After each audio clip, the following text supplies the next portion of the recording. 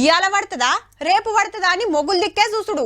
తెప్పలు వచ్చినట్టే వచ్చుడు, గాడుపు పెట్టి అవతలికి నూక్కపోవుడు. కప్పతల్లి ఆటలు, వరదపాశం దినుడు, దేవుళ్లకు జలాభిషేకాలు, ఓ ఇట్లా బగ్గనే తిప్పలు పడ్డరు. మీది బాసుకు దంచుతుంటే మా దిక్కు దయగలు కదా అని మొక్కులు మొక్కిండ్రు. దుక్కులు దున్నే టైం దాటిపోవట్టే ఇగనన్న శినుకురాలదా అని రంది పడ్డరు. మొత్తానికైతే జరంత ఆలస్యమైన ఆనలైతే అందుకున్నాయబ్బా. వాగులు వంగినాయి, చెరువులు మత్తడి దొంకుతున్నాయి.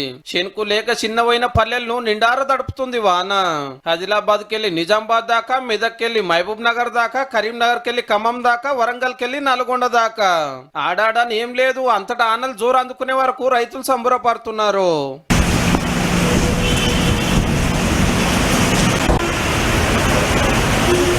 పొద్దుగాల పండ్ల కోతలు, బడి పిల్లలు ఆనకోట్లు, చెత్తిలు, కొప్పలు పెట్టుకొని పోతున్నారు. కొమరంభీం జిల్లాలో దిందావాగు వంగి ఊళ్ళ కొచ్చులు లేదు, పోవులు లేదు. మంచిర్యాల జిల్లా తాండూరు రైల్వే అండర్ పాస్ కింద వరద నీళ్లు ఏరి రాకపోకలకు తిప్పలైతుంది. ఇదే జిల్లాలో ఇంకో ఊరు దగ్గర వాగు వంగితే ఒకరు బైకాన్లో పడ్డది.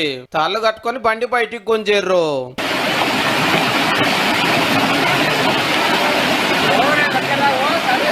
భద్రాచలం దగ్గర గోదావరి వరద 30 అడుగులు దాటింది. శ్రీరామ్ సాగర్ కు వరద పెరిగింది, కిన్నెరసాని నిండింది. జూరాల తాలిపేరు ప్రాజెక్టు గేట్లు ఎత్తిండ్రు. ములుగుల రోడ్డుకు అడ్డంగా చెట్టు పడితే కొమ్మలు కొట్టేసి తొవ్వ సాఫ్ చేసిండ్రు. ఖమ్మం జిల్లా బేతుపల్లి చెరువులు అలుగులు పోస్తుంటే వలలు పట్టుకొని నిలబడ్డారు ముద్దుగా. దొరికినోళ్ళకి దొరికినన్ని.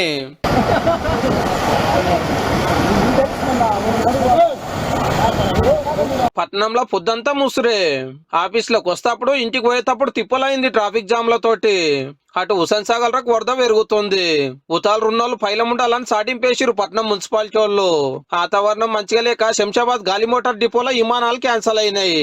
బంగాళాఖాతంలో అల్పపీడనం ముట్టి ఆనలు పడుతున్నాయట. ఇంకో 3 రోజులు గట్టిగానే దంస్తాయట. జర పైలం మరి.